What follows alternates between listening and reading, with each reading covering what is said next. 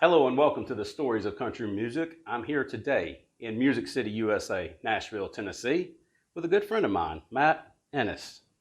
And he and I met a couple of years ago when I moved to Nashville. We had an interest in songwriting and met at a songwriting event. And he makes a living here in Nashville in the music industry. So I kind of want to walk through his story about how he got into songwriting, how he found his way to Nashville, and kind of found that niche you have to find so you can spend your life pursuing your passion of music here in Nashville, Tennessee. So, good morning, Matt. How are you, man? Doing good. Thanks for having me. Glad to have you. Yeah. It's kind of a wet, soggy morning this morning, but here we are. It's warming up. It's cooling down. It's, yeah. But Monday morning, wet, we get to talk about music. Good. So that's pretty cool. That's a good day. So I was looking back at my text because I keep everything. Sure. And I found out that we did meet back in 2018. So it was not long after I guess I moved to Nashville. Mm-hmm. And we met at a songwriting event with at the Nashville Songwriting Association. Mm-hmm. NSAI. Uh-huh. Yep. So you obviously had an interest in songwriting back then. Kind of tell me what brought you to that event. What got you into songwriting then?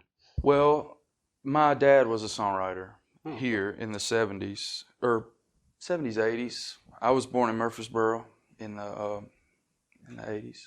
And my mom was a singer, my dad was a songwriter, and they were in the music business here many years ago. And so that's kind of music, I grew up with it. And so my dad always pushed for the songwriting. You know, I listened to Allman Brothers. I was more like a music, guitar, guy. Yeah. But he knew the importance of songwriting, and especially he loved the craft of Nashville songwriting. Bobby Braddock, Bob McDill, all these people, he was around when they were in their heyday. So was he here in Nashville? Here in Nashville. Oh, was he? So was he a professional songwriter? He got some songs published, really? But I always thought if he would have stayed longer, he would have done well, because he was so smart, and he was fearless. He was willing. Back then, you could walk in. He would walk in every publisher on Music Row. Yep. He was, and he wound up being on game shows here and all kinds of stuff. He's an interesting guy. Okay. And so that's where. So back to your question, NSAI. He turned me on to NSAI as a kid. Throughout the years, I've had memberships off and on. Okay. And so that kind of thing. So had you been writing kind of up to that point? Because we met, like I said, a few years ago. And had you been writing before that? Yes, but not the way Nashville people write. Gotcha. Here they get up every day and they write every day. Yeah. I wasn't doing that. I didn't know the craft. I was trying to, it didn't click to me yet, and I hadn't, so I was writing here and there. Okay. But not like after I moved, and there was a time where I was really writing hard, Now, did you ever hear any of your dad's songs? Mm-hmm. Did you? Yeah. They're pretty good? He tries to get me to record them. He's still, yeah. Now, did he write country? Mm-hmm. Oh, okay. Yeah, that's sure kind of cool. So he lived here for some time, and he just moved back, or? Yeah, they had me. Okay. And life they struggled, they struggled. Yeah. And so they had help back home, and there was a family business. My mom wound up starting with her dad. He wanted her to help with that. And so, it just made sense for them. And really, I'm from Athens, Alabama. If, everybody's heard of Muscle Shoals, but sure. It's close. But Athens, is like an hour 20, hour 30 from Nashville. So it's not far. Okay. So as a kid, I remember driving up and back. So this is nothing new to you. Like you've been around music basically your entire life. Your dad, mom kind of introduced you to it, and you just kind of as a kid, run with it. As a kid, I remember like after dinner, and I'm an only child to my detriment. It's just. But after dinner, my mom would get on drums. She was a good timekeeper. She could play, and my dad would play piano, and I'd play guitar, and we did that for a long time. And then they're like, okay, you got to find other people to play with, right? Right. And so it's always been a thing.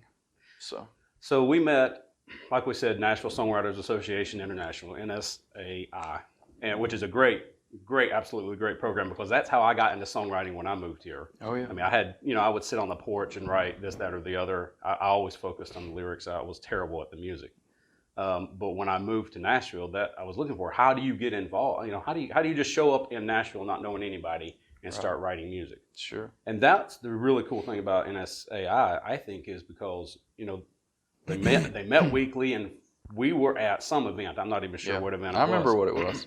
What were we there for? Well, it was they called it a speed dating. Was it the speed dating? Mm-hmm. Okay, they call excellent. it speed dating for songwriters, which is one of the best things they ever did. So, kind of, what was that? What was that? So basically, it's a small room, and it was filled. I mean, it was a lot of people there, and so one row of people stayed the same, and then the other row pivoted after so long. Yeah. So you would meet everybody in the room.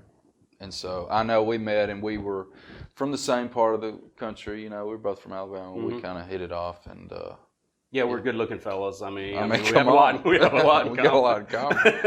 So it was, but yeah, that's a nerve-wracking event too, to kind of get out of yourself and put yourself out there. I mean, everybody's there. You got people that want to be artists. I mean, a lot of people here want to be artists. Yep. And then a lot of songwriters. Everybody's at that event. Right. Yeah. It was probably, there was probably 50 to 60 people, I would say. Mm-hmm. And you just sat there and there would be these timekeepers, and you could talk it was literally speed dating. You talk for like 2 minutes. Yeah, it's quick. And then they ring that bell, and then there's always somebody who wants to keep talking, and you're standing up waiting for them to move, and the timekeeper's like, move, and the next person goes. But you meet 40 people in that 45 minutes or whatever it is, And it's a great. Bunch of people. It really is great. It's good. And you remember Pime? I do. Hernandez. Mm-hmm. Okay. I sure do. I think when we met, you two guys were talking. Okay. And then I came up to you, and I was actually just going to talk to Pime, and then I heard you say, "Hey, I'm from Alabama," or something like that. Yeah. And so then we got to talking. Mm-hmm. And the interesting thing is, I look back at our text. You texted me on Friday morning, which I guarantee meant we met each other that Thursday night before.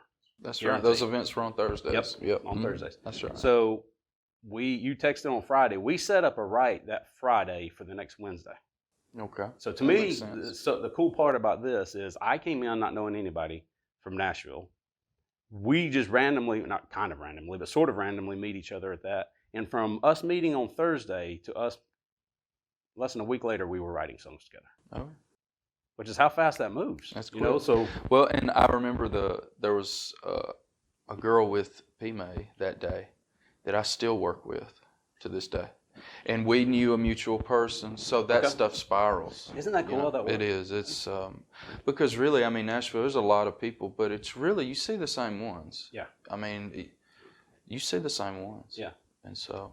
Yeah. And one of the cool parts about Nashville is, even like we're here in this podcast recording room, and I hear people in here coming in, and they're looking for a place to, they've got like these little desks or whatever they work at during the day or so forth, and I hear them coming in and say, "Hey, we had a show last night, or we did this last night, or we did this on Facebook," and that's the kind of people you meet in Nashville doing these kind of mixers. You just never know who you're going to run into, and really how long that friendship's going to last. Sure. Heck, it's been 4 years ago we met, and we're still doing interviews and talking and things like that. Oh, so, yeah. And all those people, you catch them, a lot of those people go on to be somebody. Yeah.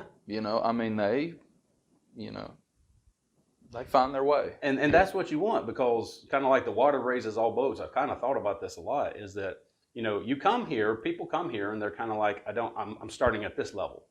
But over the time, this person, gets a little better at this, and this person gets a little better at recording. This person is actually doing live shows, and next thing you know, you're interacting with people, and they're raising your ability as well. Sure. And just over time, you just kind of gradually rise with the people you hang out with, and get to do all kinds of interesting things that when you showed up in Nashville, you would never imagined.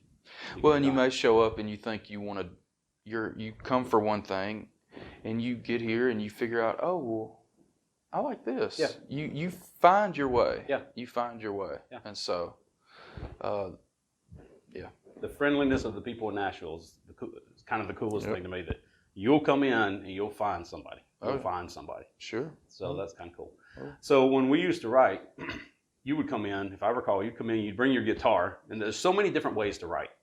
So many different ways to write music. You would come in with your guitar, you flip your guitar over, put your notebook on there, and that's how you do the lyrics. Yep, most of the time. And you'd sit there and you'd play around on the guitar because this guy's the guitar player and this guy's the guitar player. And I would kind of focus on the lyric side because I'd be sitting here with my laptop like a nerd, sitting here typing, and we'd be kind of going over this. So even in writing, there's different ways to write a song, and some that are good at the lyrics, some that are good at the music, some that are good at both, and some that just have ideas. And it's just it really is dating, right? Like you have to find somebody you work well with. Sure. And everybody, I know when we would write, most of the time I would come in with a chord progression. Yeah. You know, something that, because growing up playing all these songs, you kind of developed an understanding of how songs are. You know, like it's musically for me, things made sense. And so I would try to come in with something that I thought was neat, a little different. Yeah. Not too different, but you know, something interesting. Yeah. And it's funny. And sometimes we would complete one, and sometimes we'd have to come back and finish it. Yep. And some songs didn't need to be finished. No, they were good right where they were. Just enough of that one. So I remember one time I forgot you being the guitar player, and I tried to write down the chords, and then I'd go back and play it later and try to remember what the song was or record it. And I came back one time and I was like, playing it for you. I was like, is this how the chord progression goes? And I'd play it for you. You kind of looked at me like, no, was that not right? No. Yeah. You were like very nicely, no, I don't think so. Oh, something's different about that. I don't think that's it. So do you want to listen to, I've got it. You want to listen to the first song we wrote together? Sure. So that Wednesday night, or Wednesday, I think it was actually an afternoon, we wrote this song, She's Up to No Good. And we'll listen to it here. And then this is a work tape too, by the way. Yeah, it's a good point to bring it out. So what is it we're listening to? So a work tape, 90% of the time is just a voice memo on your cell phone. So no glitz, no glamour, no nothing. So it's the quality is what it is. Yeah, it's literally your phone. I think I recorded this on the laptop. Yeah. You can hear my computer typing as it's going on. Yep. So it's no production, no anything. It's just like if we were sitting right here, Matt, play the song, I'll record it, and that's what it is. Very quick. Yeah, so you don't forget it. All right, let's listen to it. 1, 2, 3, 4. She bust right through the barroom door, little hip-hop in her step. Caught every eye from a dozen guys with your hands there on your hips. I've seen that look before, you're out wanting more. Every eye was fixed on you, wondering what was gonna happen next. What was gonna happen next? She's up to no good, doing what she probably should. The hurt in her eyes can't cover all that passion. She told him before, she ain't taking it no more. Now it's clear she's out for satisfaction. Tonight she's up to no good, and I think I can help. I listened to this. What do you think about it? I like it. I did too. It was. I know we were in that small room, so it was sung pretty quietly, but I like it. Yeah, I listened to it, and I hadn't heard that song. It had to be 3 or 4 years ago that I heard that song, and I was listening to it on the couch the other day when I found it, and I was like, got the little spin at the end. That's not bad at all. Throw them the curve at the end. I like it. Not bad at all. Now, with NSAI, of course, they have you can sign up for basically a mentor review, right? Yeah. And I think it was like if you pay monthly, you get 1 review a month, and if you pay yearly, you get still 1 a month, but 12 a year. And basically what it is they have anonymous writers in the background, professional writers or people working for labels or whatever connections they have, and you can submit your song, and they'll give you feedback on the song, right? Yeah. And you don't know who those writers are or who's giving you feedback, but they'll give you basically, this is what a Nashville professional songwriter would say. Yeah. So, you want to hear what they said about our song? This song right here? This one. Sure, yeah, I like to. Hear what this one? All right, so I've got it right here. They said everything on the form and the structure is good. So that makes sense. The title, I like the title is what this person said. I even like that you're basically saying in the hook line, now here's where it goes, but it just doesn't come across as cool. It needs to be smooth and really make a statement. Now you got to keep in mind, it's kind of like going to the dentist. You've never gone to the dentist and the dentist says, hey, your teeth are perfect. Sure. You don't have to do anything. No. You know, you're paying them to critique you. Mm-hmm. So even if the song is good, they're going to say it could be better, and they're going to point that out. So that's kind of what we pay for. And they said, I think you're missing the title a bit. She's up to no good. What is she doing? The key to the song anymore, she doesn't care. She's not holding back, and you want to be whatever a part of it. But it is cool and attention grabbing the way you end it. Yeah, because we kind of threw that last line in there. That, you know, hopefully people did not see coming. Here's your good part. The song has a good melody, which was all you, I guarantee. Oh, well, no, I guarantee. I don't remember it specifically, but I'll take credit for it. I felt the groove could have a little more attitude. It's a sassy song, so the melody needs to match that vibe. Yeah. And I remember, you know, we took that back and we tried to fix it. Yeah, I think we made it worse. That can happen. Sometimes it's easier to start over. Yeah. But I bet if I would have sung that with more energy, it would have got a better. Yeah, probably. I agree. He would, you know.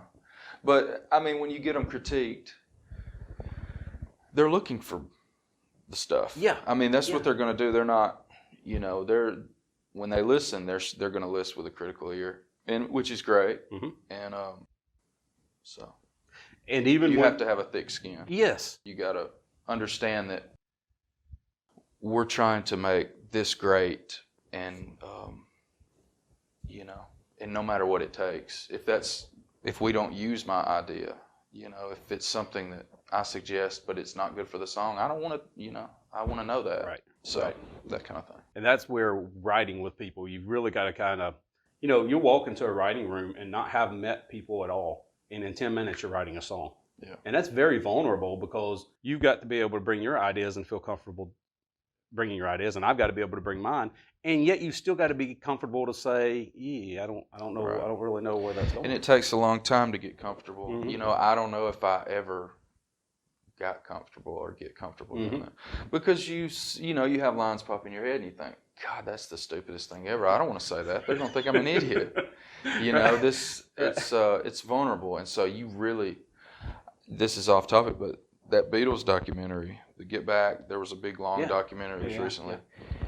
And that is one thing I noticed about John and Paul, that they did not hold back. No filter. No, they said it, and if it was embarrassing, if it was stupid, they didn't even look at it like that. Huh. It was like, you got to be like that. Yeah, yeah. You got to be like that. And even with the reviews, you can actually say, I want you to be nice.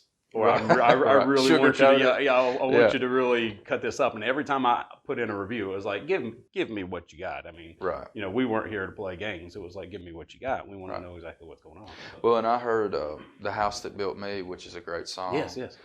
That song was sent back multiple times to finish from the publisher. Really? That he would send it back and say, it's not quite there yet. Really? That song was sent back a lot. That's what I heard. It's one of my favorite songs. That's my wife loves that song too. That's a good one. Huh. Well, let's talk a little bit about we've talked a little bit about how you got here in Nashville. Now, you're great on the guitar, and you, at least when you moved here, you were playing in bands and basically playing live music and things like that. Sure. So kind of tell me how you got into playing the guitar, when you started playing, kind of what was your story there? Well, my dad played guitar, and he showed me, and as a kid, I forget when it was that I started, but I remember, you know, as kids having a toy guitar, dragging it around, and then somewhere, my dad showed me some stuff, and like I said, I love the Allman Brothers Band. Mm-hmm. I mean, it was like a period as a teenager where that's what I listened to, and nothing else. You know, the Fillmore East album, big album, you know. And then I played in high school with some guys. In Alabama, they had what you call a FFA, you know, is what it was. And there was a string band, and I got pulled into that, played with them. And then but even at that time, it was kids a little bit older. You know, I always played with people a little bit older. That's good. And then I guess out of high school, I started gigging and getting paid for it. Yeah. There were some clubs on the state line that I played that people would call them dives, dive bars, and started and just never stopped, and that was probably close to 20 years ago.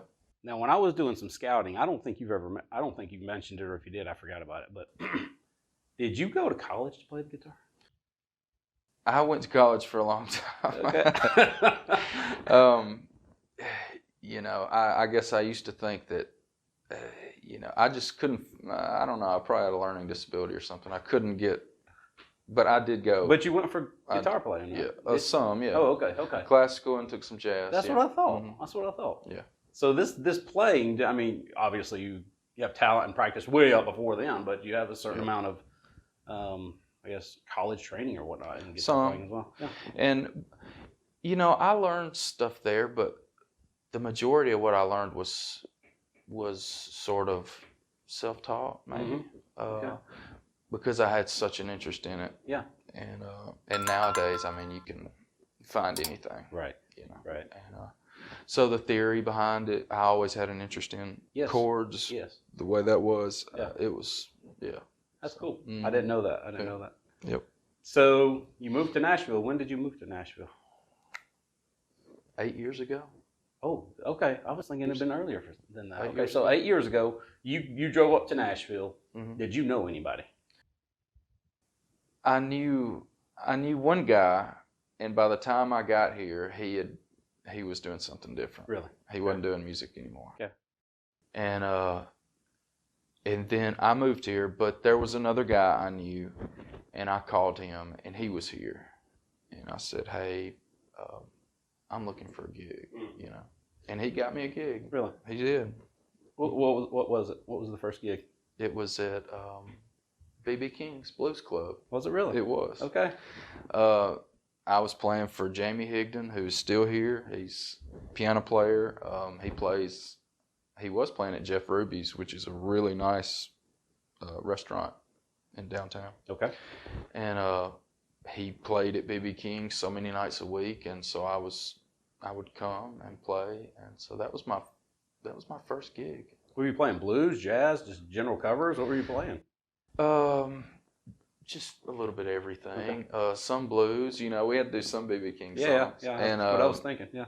Anything from Frank Sinatra to newer stuff.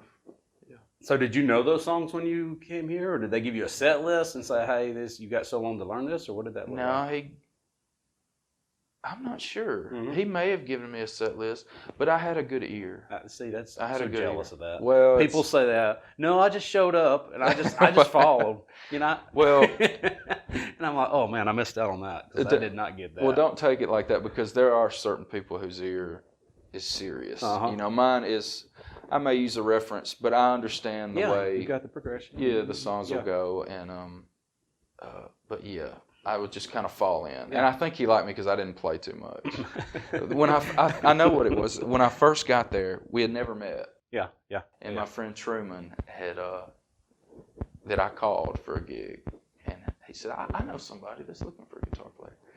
And so he set me up with Jamie, and I showed up, and I'd never met Jamie before. And the first thing he told me was, don't noodle.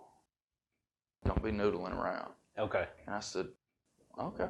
Okay. And I didn't do that anyways, but don't play over the vocals and stuff like that. Yeah. So, and I had I knew how to kind of play around with an artist and let them shine. Sure. I don't. So yeah. That's one thing I learned. Now, I had a band before I moved to Nashville, and we would play. We probably practiced 20 times for every one time we sang out. Right. Yeah. And when I moved to Nashville, I realized that's not the way it goes. Mm. You walk up, you haven't met these guys, you get a set list, maybe a chord sheet if you're lucky, and you start playing. Right. And you've got to be good enough for it to work. If you want to be asked back. You got to. It's not much rehearsal, because it's everybody's just trying to keep going. Yeah. You know. Yeah. And so everything's quick. Yep. You may get a rehearsal. Okay. If it's especially if it's an artist showcase or something. Okay. Yeah, you may get together a couple times. Okay. And but for the most part, no. Yeah. You need to come prepared. Yeah, absolutely. You come Absolutely. prepared. You know, like when there's a way I look at, you know, especially if it's a long list. You know, the way you learn how to tackle that. Yeah. Maybe you get a lot of songs. In the way I'll go through and I find the songs that I do the heavy lifting on, and I learn them first. You know, if it's a song where I'm doing a lot, learn that first, and then you go. And if you have time, just hit them and make sure you know what you should be doing. Right. So, Right. Yeah. That Right. kind of thing. So you got your first gig, and when I met you, you were doing weddings, you were doing demo tapes, you were doing Broadway playing, you were making a living playing music, Sure. right? Yeah. So you weren't just doing like this one thing. It's like I make a living. Whatever needs to be done is what I'm going to do. So you just went from that one contact to another, and eventually you kind of grew your base. Well, and like I said, where I'm from is an hour and a half south. Okay. And I kept all my gigs there. Oh, okay, yeah. So when I moved, I was fortunate to where I was still close enough to drive back and keep all, because I had some decent gigs. Sure. And I would stay with my parents, Yeah. and I maybe would play 2 or 3 in a row, and then I would come back. I did that for quite a while. Okay. And still do that to an extent. Okay. The band I'm playing with now is still based out of there, Okay. and it's a good gig, and so I keep that, and then do the recording too. Okay. Well, that's good. Yeah. It gave you, and I was always amazed at the stories you would tell about here I was doing this and here I was doing that, and I got asked to do this, and it was just like you just got to be ready. Yeah. A lot of different gigs. Yeah. So you played down on Broadway. What was that like? That's where the happening happens in Nashville. So you were one of those guys. If I came visiting on a weekend, Sometimes I would see you down there playing. Yeah. So what was that like? It's good. It has its plus sides. It's so busy for a guitar player. Depending on what you're carrying, it can be a hassle, a little bit. You know, a drummer, there's a kit there. You know, they don't have to carry that much. They may carry some stuff. So you got to know what to. You know, you got to keep what you're carrying light because the parking situation. It's a lot of different things, and. Yeah. You're strolling your gear, 5 blocks to get to where you're going. In the rain, or In the rain. it's. And I did that for a while. Yeah. So. Yeah. Now I've heard it's. I've never obviously played Broadway, but I've heard there's so many people that want to do it. You have to. There's so many people that will jump in and play. Right. Cutthroat might be too strong of a word, but if you say no too many times, they're not going to keep asking. They won't call you again. Right. You basically have to say yes if they call, or they'll go to the next person on their list. They may try you a few times. Yeah. And that's happened to me.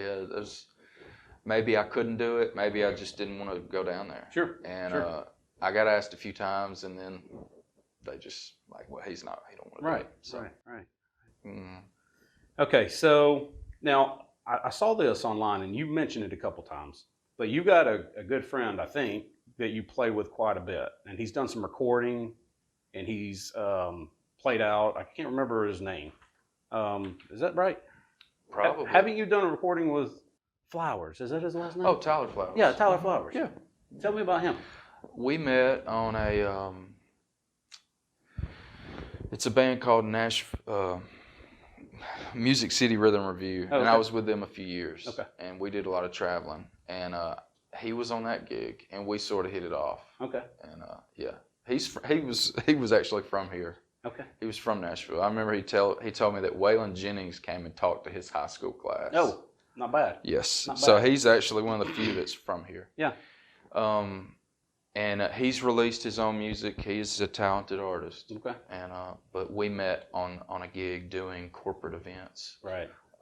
weddings, parties, that kind of thing. I was thinking I saw him putting out new music He's a good guy. just recently. Mm-hmm. So I'll have to link to that so y'all can get to his stuff and listen to him. Tyler Flowers was his name. He's great. All right, now here's one more for you.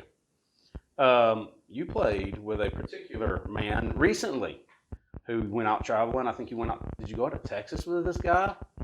T. Graham. T. Graham, yeah. Texas, West Virginia, Kentucky. There's T. Graham Brown. T. Graham Brown. So how in the world did you land the gig with him? Well, so it all sort of turns into something from, another. But I was in a band, a corporate, and the sax player, Tim Coleman, was on that gig, and he started playing with T, And I remember he was still playing with the band I was into. Yeah. And he came in, and I congratulated him, because it was just a good gig, and I told him, I said, man, I grew up playing those songs, Darlene and all those songs. I mean, that's what we played in those clubs, that kind of stuff. And I said, and I told him, I said, man, if you ever need a sub, call me. I'd love to do that. And years went by, and I don't think he was playing with that band anymore that I was with. He had moved on, and so I never heard from him. And one day, he texted me. When I saw his name, I thought, I know what he wants. He didn't say, but he said, hey, are you available this day? And I said, yeah. And so I did that song. So what was that like? I mean, the first time? No rehearsal. Really, no rehearsal. So you're going to play out like that with a man who's got a name in front of an audience. A close audience, too. You're traveling with them. Yeah. I remember I caught the bus at midnight, and we were going, I think it was West Virginia. Okay. It was a long haul that first. Yeah. And I had met, Tim was a musical director, my buddy that got me the gig. He wound up becoming the musical director. And that's who you want to know. That's the guy. Okay. He's going to get the members. It's his job. Gotcha. And so it's his neck on the line. He wants to know you're going to do a good job. Right. And so I actually got together with Tim one time, really quick. It's just an acoustic guitar, because I had some intros that I had to play that we played together. He said, hey, let's hit that. And it was really quick. I mean, I was probably there 30 minutes. And it was real quick. And so after meeting Tim and doing that, I caught the bus, and then we rode out there. And I remember that first show was a very close audience. I mean, super close. Okay. And it wasn't like a dark, room or anything. And and the band was awesome. Right, really? Yes, it was serious, And that was really the first artist gig I did, to where I know the piano player played with Dolly Parton. He still plays with Dolly. He played with Reba. I remember when T introduced him, he said, Paul, who all have you played with? And he said, Carl Perkins. I mean, he has been here forever. Yeah. So people like that. I know the drummer was playing with Leanne Womack. These are serious people. Yes. And, professionals. Professionals. Yes. And fantastic. So I just didn't want to screw up. That's what I was going to say. You weren't the least bit intimidated at all, were you? Well, in that first gig, it didn't go like I wanted it to. Okay. I remember it was a two-nighter. We played there, and then we hopped up back on the bus, and we went somewhere else. And I remember getting in the hotel room thinking, okay, tomorrow night, I need to play differently. I wasn't happy. I wasn't pleased with the way I played. Okay. And but it was the first gig. It was like you trying to find what I need to be doing. And so the second night, I felt better because I just, Well, you just got more comfortable. Got more comfortable. You'd been through the set list, and you kind of knew the people a little bit better, and you knew what to expect. Yeah. Yeah. So I don't want to be getting the side eye from anybody. Like, why is this guy here? Yeah. But yeah. And then I went on to do, quite a few. Yeah, you did several. I did several. And Bart Walker was the main guy, and Bart had stuff going on. He was playing with Hank Williams Jr. at the time. Really? And so he was about to move on, and he also had another band that was up and coming that they were working on. Okay. And Tim called me, and he said, man, I anticipate Bart leaving in a minute, because Bart was gone so much, I was just doing so many. And he said, I anticipate Bart leaving, and he says, they're yours. Really? And COVID happened, and it all kind of shifted a little bit. Yeah. And so, yeah. Has he gotten back out, or do you have any idea? Yeah, he has gotten back out. Okay. And Tim's called a few times, and I started with a group that was keeping me working regularly. Mm-hmm. And it was like, well, But I I regular love, work now. yeah, Yeah. I love the songs, and I remember, listening to. I'm sure people remember T. Maybe I'm not sure, but I remember listening to him as a kid and all this stuff, and getting to the gig and hearing him and like, that's that voice, That's the man. and he still had it. Yeah. It was like, God, he's incredible. Yeah. Incredible singer. And I remember he came out for a sound check, the first gig.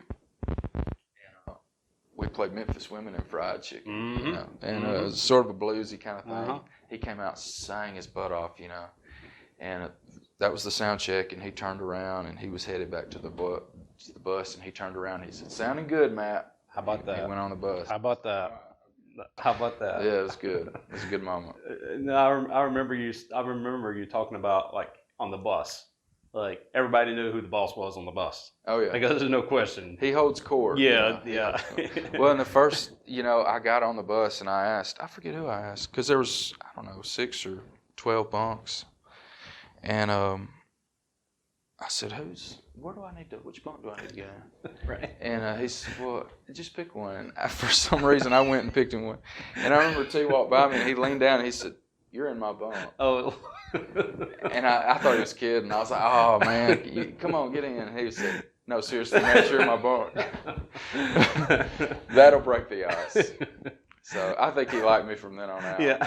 He told that story too when we got to the gig. He said, "I just picked Matt up in Nashville. He's new, and his first night he crawled right in my bunk." So yeah, he's a great person. And to speak on, he is such a great person. We did a lot of gigs and I never heard him say a bad word about anybody. Maybe, sometimes you do a lot of gigs and the sound's not great or whatever. Yeah. You have obstacles, to overcome.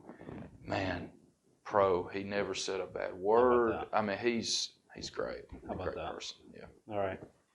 Okay, so you already mentioned COVID and the pandemic and things like that. Of course, that hit Nashville and everything shut down and no live music and people quit writing and getting together. So what in the world did you do then?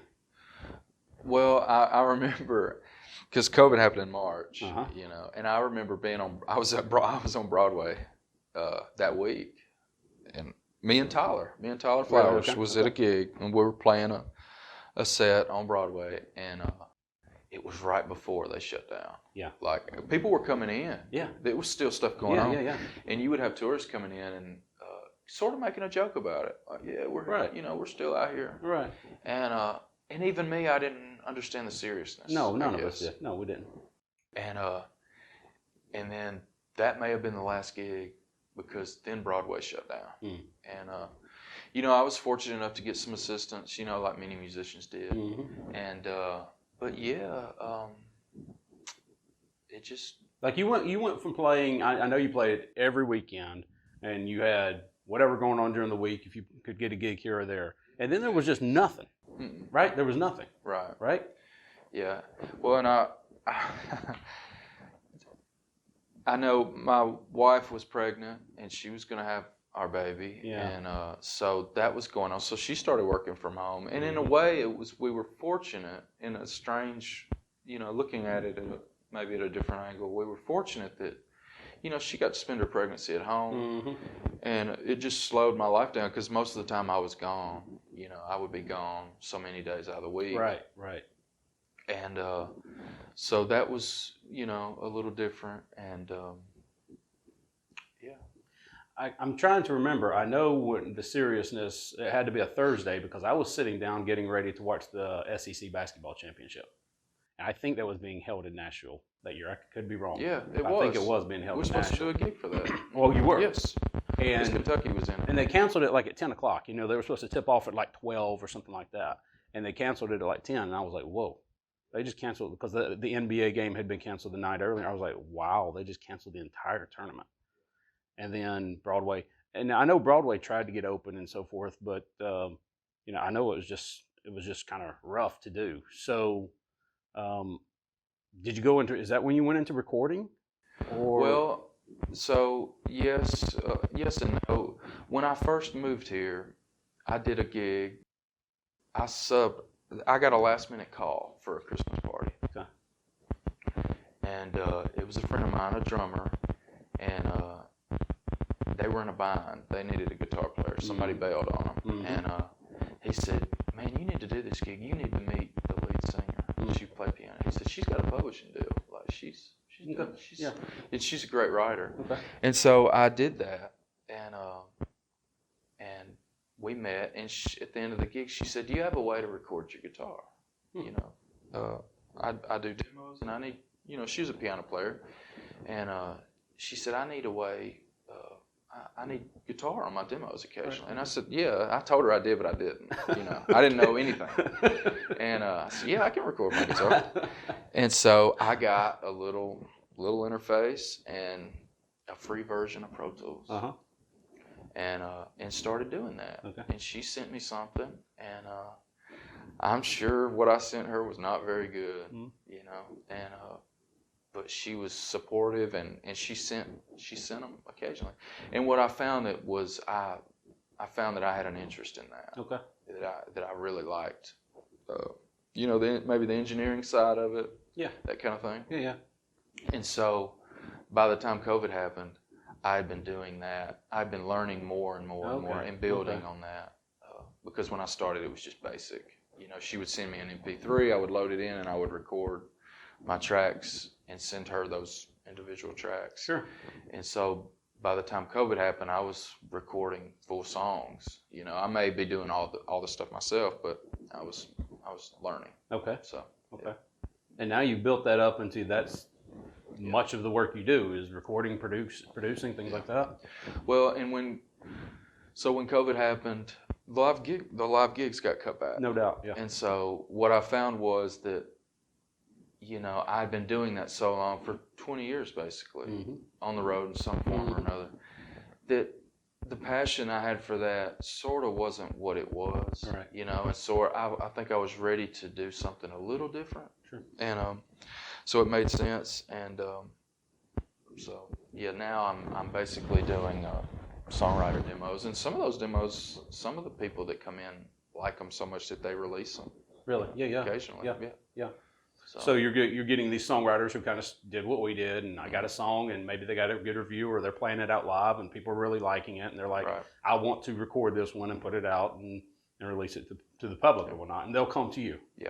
And well, there was a recent one. It's actually due to all the stuff going on. It's called it's Daphne, who I met through P May and all. P May, okay. Yeah. Is that okay? Okay. It's a song they just put out to do with all the trucking, the convoy and stuff. It's called Honk Honk. Okay. And it's out, and I'll link to that in the video description below, so y'all can see that. Okay. Yeah, they're trying to get some traction with that. Okay. Because of all the stuff going on. And you produced that song. And I played everything on it and sang on it. Did you really? I did. Yeah. Okay, so you just. Well, I sang the lead, and then Daphne, Sammy, Joe, and Steve is on that, singing backup vocals to that. To me, I'll say it again. I know I've said it 100 times on this video already. That's what I just absolutely love about Nashville, is the contacts you can make and just seeing what everybody's doing. Sure. You find your niche, and you can stay and just be a part of that. Oh, well, and like those people I just mentioned, like Daphne and Sammy Joe, they come in and do a lot of demos with me, and their songs are good. Yeah, yeah. I mean, when I hear them, I think some of these are going to get recorded. It's just a matter of time, you know. And so I know I'd worked with Daphne years ago, and she's continued to get better, and she found a good co-writer in there. They're onto something. Really? So she's a songwriter, basically what she does? Yeah. She's a songwriter, okay. Yeah. So, well, that's really cool. That's excellent. So you've got your own studio now. You kind of have that at home. You've kind of carved out your place for your studio. And you do that at the house now? Yep. Okay. Yep. And I got a website. It's yes, please. NashvilleDemoCentral.com. And songwriters from town will come in, but also I get a lot of business through the internet.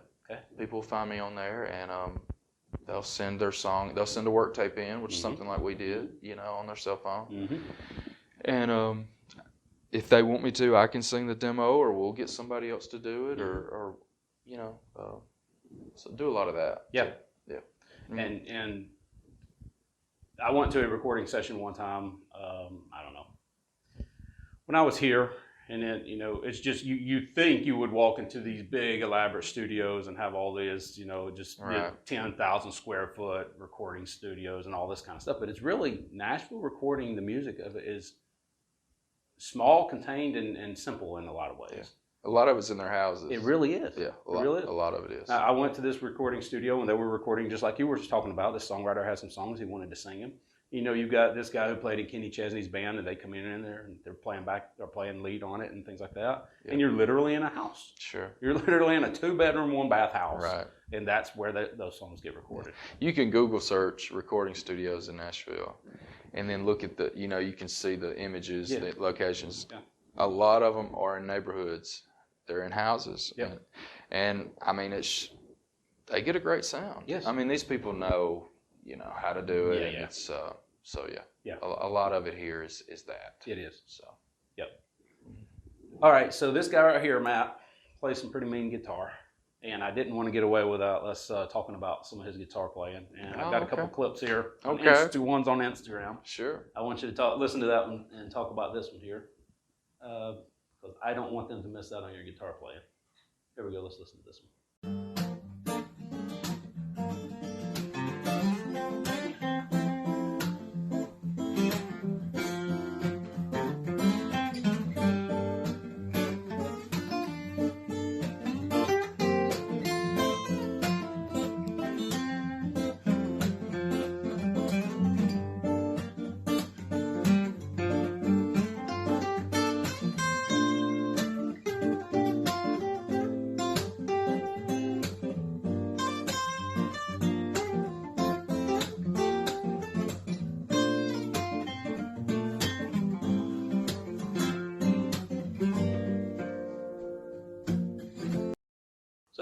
Who's that? You're obviously the one in the green. Who's that you're playing with right there? So Jordy King. Jordy King, okay. He's a young guitar player in Nashville, and very good. You don't get to hear him play on this clip.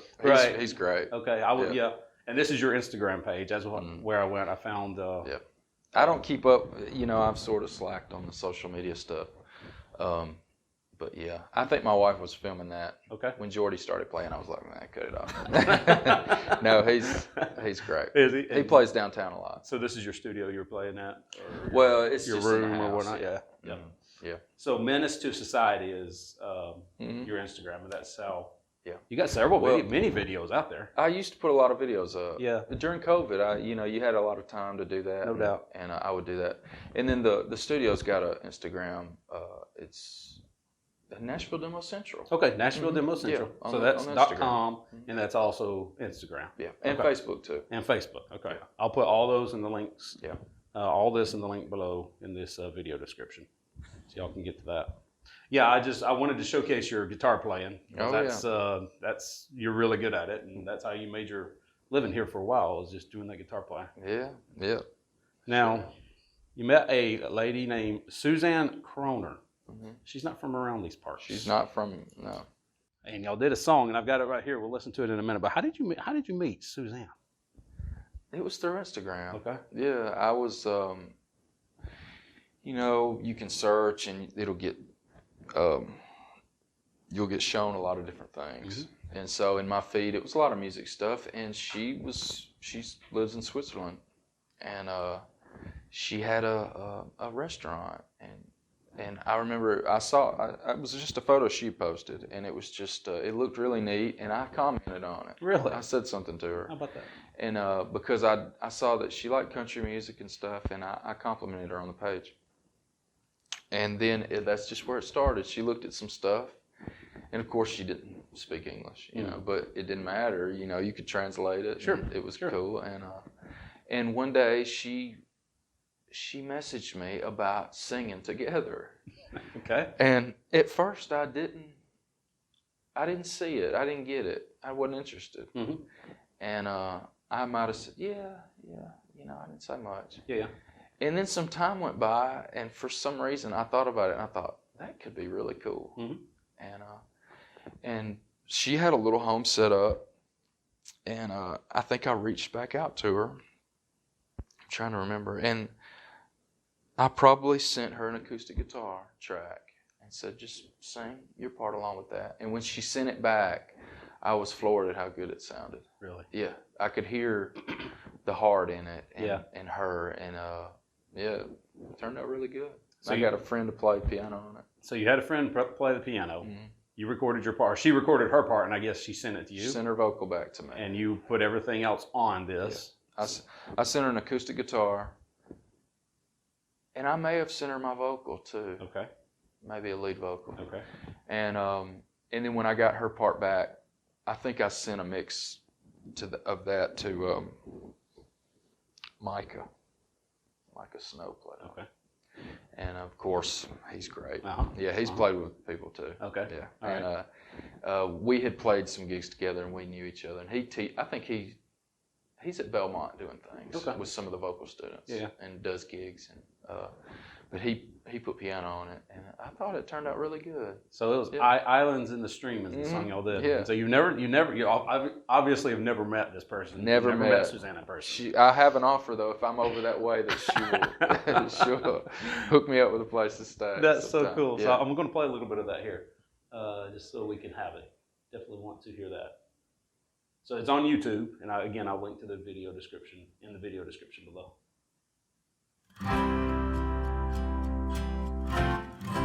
Is that you playing there?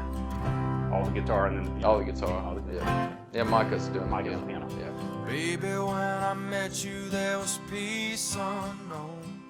I set out to get you with a fine-tooth comb. I was soft inside. There was something going on. It's a great song. It is a good song, Great isn't it? song. Yeah. You do something to me that I can't Yeah, she's great. That's good. She's great. Hold me closer and I feel no pain. Every beat of my heart, we've got something going on.